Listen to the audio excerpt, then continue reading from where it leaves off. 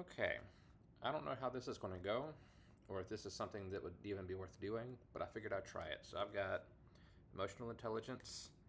Um, it looks like most chapters are somewhere between 10 to 20 pages. It looks like there was an effort put into making them roughly 15 pages long. So I don't think it'll be too bad getting through a chapter.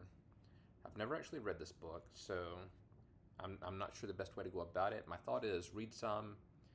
If I have something that kind of strikes me or whatever, I may stop and talk about what I thought about it.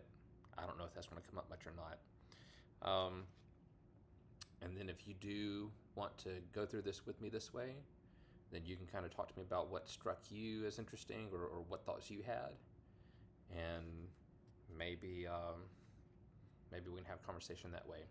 So it looks like chapter one, let's see, it starts on page 3 and goes to page 12. So 9 pages isn't that bad. So we'll try it. Chapter 1 is What Are Emotions For? And there's a little quote at the top that says, It is with the heart that one sees rightly. What is essential is invisible to the eye. I can't pronounce the guy's name that said it. And Antoine de Saint Exupéry from The Little Prince, apparently. Okay.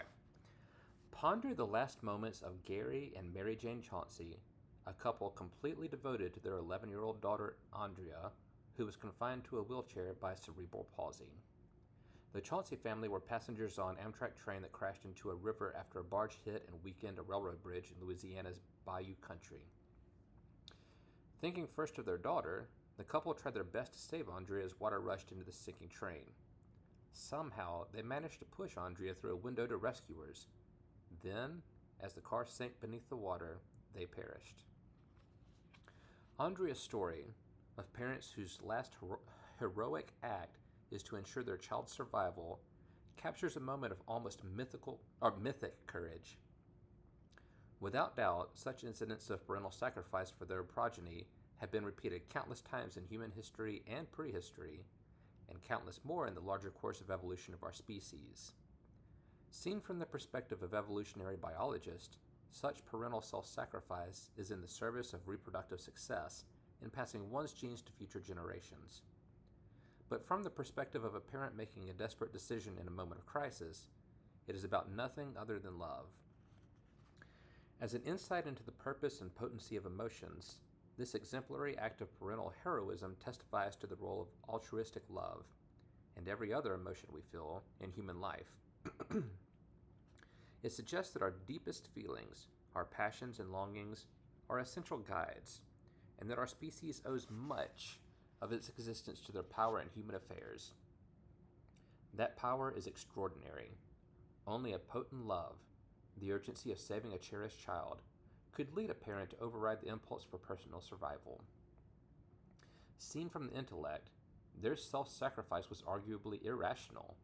Seen from the heart, it was the only choice to make. Sociobiologists point to the preeminence of heart over head at such crucial moments when they conjecture about why evolution has given emotion such a central role in the human psyche.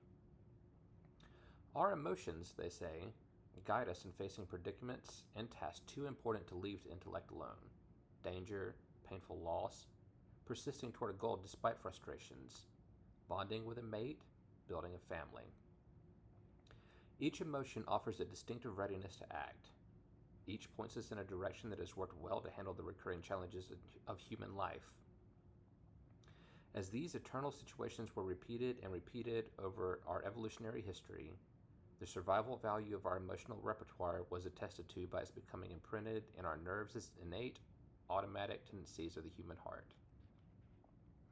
A view of human nature that ignores the power of emotions is sadly short-sighted. The very name, Homo sapiens, the thinking species, is misleading in light of the new appreciation and vision of the place of emotions in our lives that science now offers. As we all know from experience, when it comes to shaping our decisions and our actions, feeling counts every bit as much, and often more, than thought.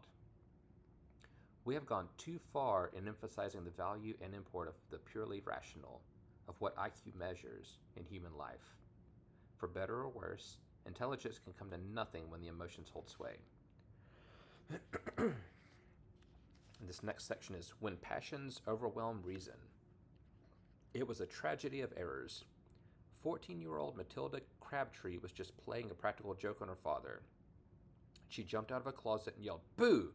as her parents came home at 1 in the morning from visiting friends. But Bobby Crabtree and his wife thought Matilda was staying with friends that night. Hearing noises as he entered the house, Crabtree reached for his .357 caliber pistol and went into Matilda's bedroom to investigate. When his daughter jumped from the closet, Crabtree shot her in the neck. Matilda Crabtree died 12 hours later. Whew. One emotional legacy of evolution is the fear that mobilizes us to protect our family from danger. That impulse impelled Bobby Crabtree to get his gun and search his house for the intruder he thought was prowling there. Fear primed Crabtree to shoot before he could fully register what he was shooting at, even before he could recognize his daughter's voice. Automatic reactions of this sort have become etched in our nervous system. Evolutionary biologists presume, because for a long and crucial period in human prehistory, they made the difference between survival and death. Even more important, they mattered for the main task of evolution, being able to bear progeny who would carry on these very genetic predispositions, a sad irony given the tragedy at the Crabtree household. But while our emotions have been wise guides in the evolutionary long run, the new realities civilization presents have arisen with such rapidity that the slow march of evolution cannot keep up. Indeed, the first laws and proclamations of ethics, the Code of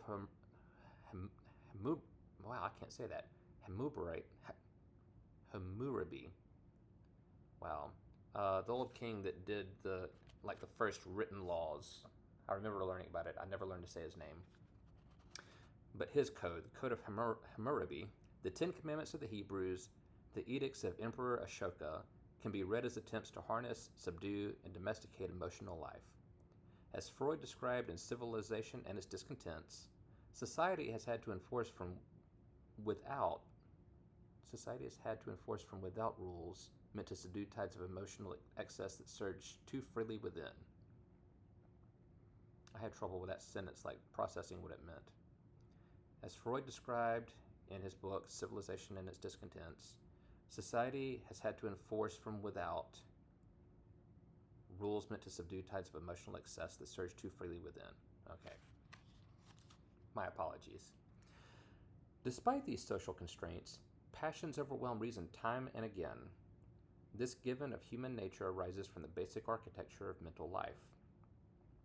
In terms of biological design for the basic neural circuitry of emotion, what we are born with is what worked best for the last 50,000 human generations, not the last 500 generations, and certainly not the last 5. The slow, deliberate forces of evolution that have shaped our emotions have done their work over the course of 1,000,000 years. The last 10,000 years, despite having witnessed the rapid rise of human civilization and the explosion of the human population from 5 million to 5 billion, have left little imprint on our biological templates for emotional life. For better or for worse, our appraisal of every personal encounter and our responses to it are shaped not just by our rational judgments or our personal history, but also by our distant ancestral past.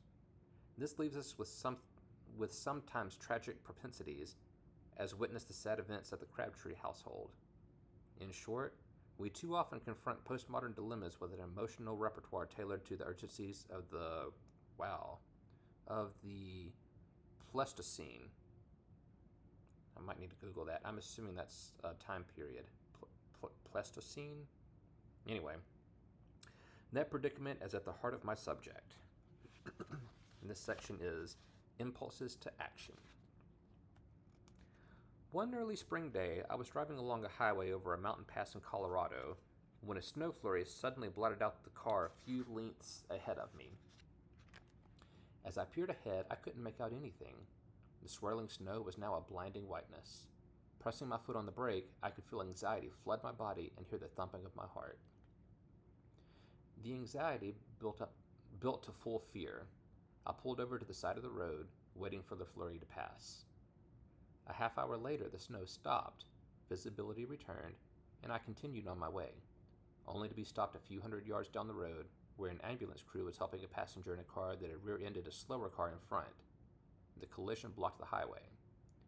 If I had continued driving in the blinding snow, I probably would have hit them.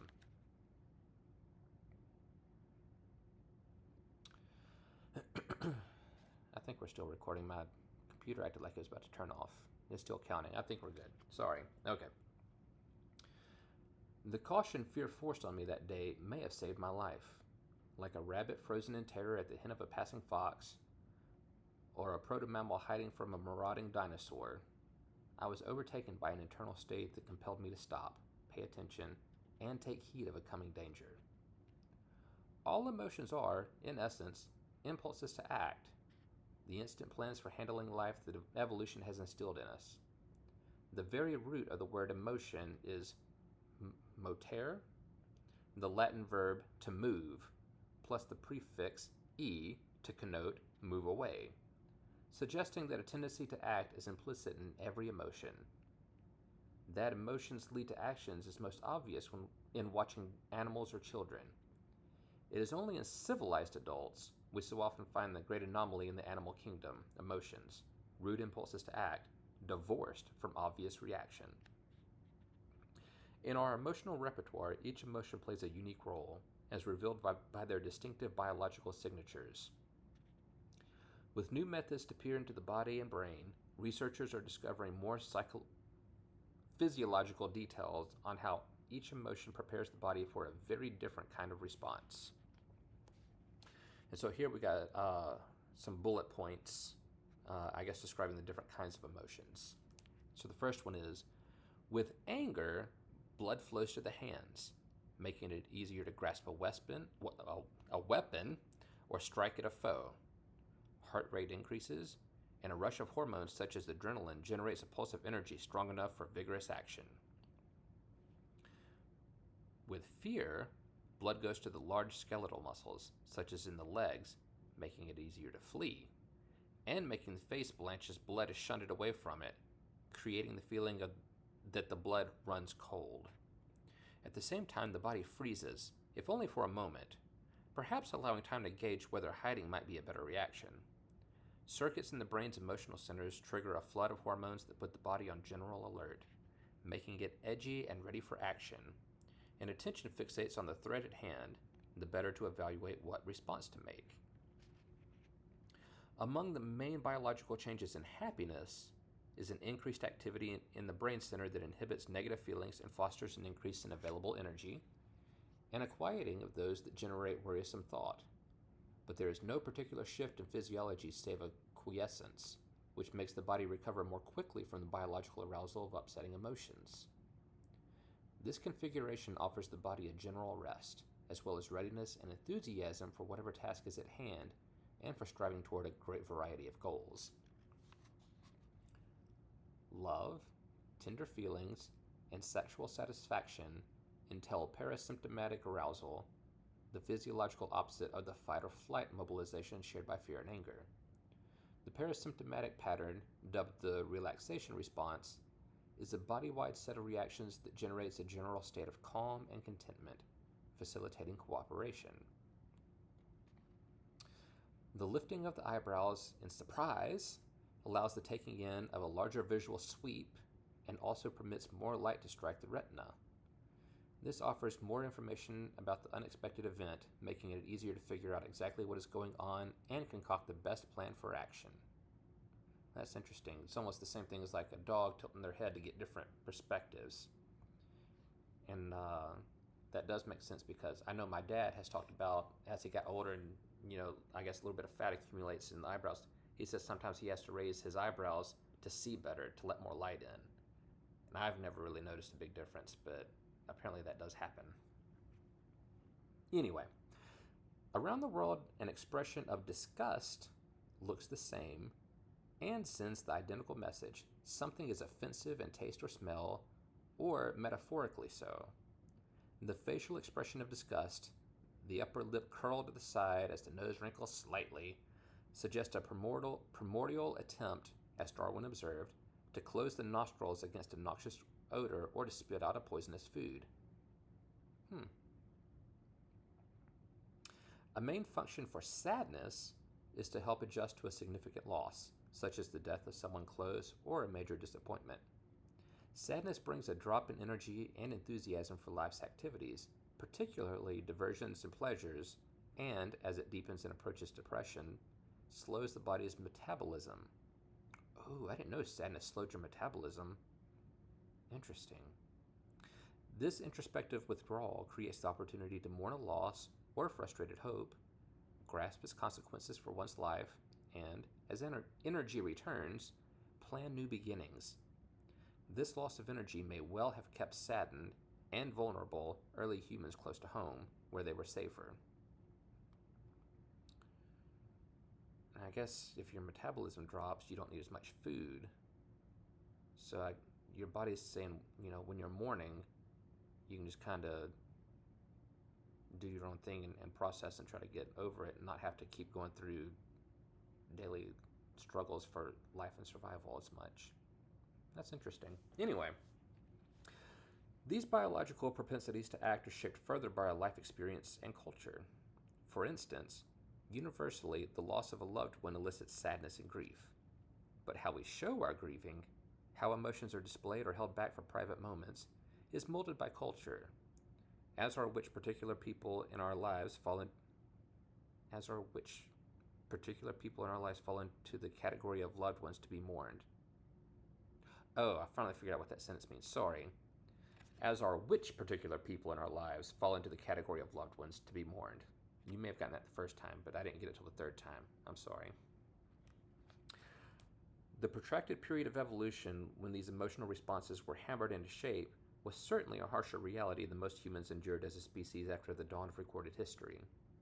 It was a time when few infants survived to childhood and few adults to 30 years, when predators could strike at any moment, when the vagaries of droughts and floods meant the difference between starvation and survival. But with the coming of agriculture and even the most rudimentary of human societies, the odds for survival began to change dramatically. In the last 10,000 years, when these advances took hold throughout the world, the ferocious pressures that held the human population in check eased steadily. Those same pressures has made our emotional responses so valuable for survival. As they waned, so did the goodness... Man, I'm struggling, I'm sorry. As they waned, so did the goodness of fit of parts of our emotional repertoire. While in the ancient past a hair-trigger anger may have offered a crucial edge for survival, the availability of automatic weaponry to 13-year-olds has made it too often a disastrous reaction. Let's see, we're at 18 minutes. We may finish this. We'll see if we finish the chapter. I don't want to go over half an hour. That seems like a long video. This section is Our Two Minds. A friend was telling me about her divorce, a painful separation.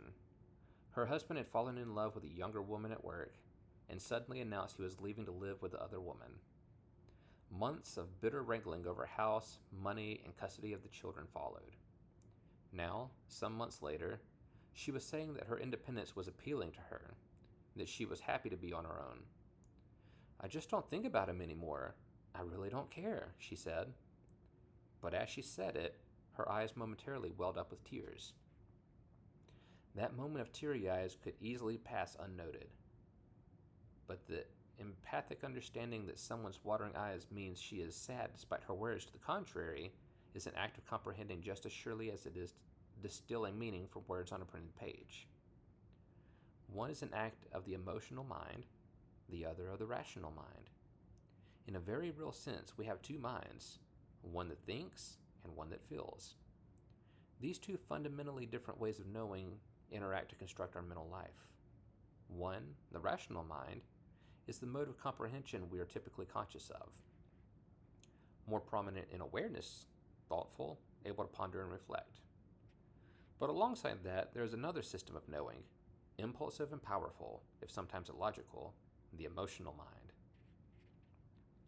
The emotional-rational dichotomy approximates the folk distinction between heart and head. Knowing that something is right in your heart is a different order of conviction, somehow a deeper kind of certainty, than thinking so with your rational mind. There is a steady gradient in the ratio of rational to emotional control over the mind. The more intense the feeling, the more dominant the emotional mind becomes, and the more ineffectual the rational. This is an arrangement that seems to stem from eons of evolutionary advantage to having emotions and intuitions guide our instantaneous response in situations where our lives are in peril, and where pausing to think over what to do could cost us our lives. These two minds, the emotional and the rational, operate in tight harmony for the most part, intertwining their very different ways of knowing to guide us through the world. Ordinarily, there is a balance between emotional and rational minds, with emotion feeding into and informing the operations of the rational mind, and the rational mind refining and sometimes vetoing the inputs of the emotions. Still, the emotional and rational minds are semi-independent faculties, each, as we shall see, reflecting the operation of distinct but interconnected circuitry in the brain. In many or most moments, these minds are exquisitely coordinated. Feelings are essential to thought, thought to feeling. But when passions surge the balance tips, it is the emotional mind that captures the upper hand, swamping the rational mind. The 16th century humanist Erasmus of Rotterdam wrote in a satirical vein of this perennial tension between between reason and emotion. Jupiter has bestowed far more passion than reason. You could calculate the ratio as 24 to 1. He set up two raging tyrants of opposition to reason's solitary power. I can't believe I struggled with solitary, sorry. He set up two raging tyrants in opposition to reason's solitary power, anger and lust. How far reason can prevail against the combined forces of the common life of man. I'm going to start that sentence over. I'm sorry. I might have to stop soon. I'm starting to struggle.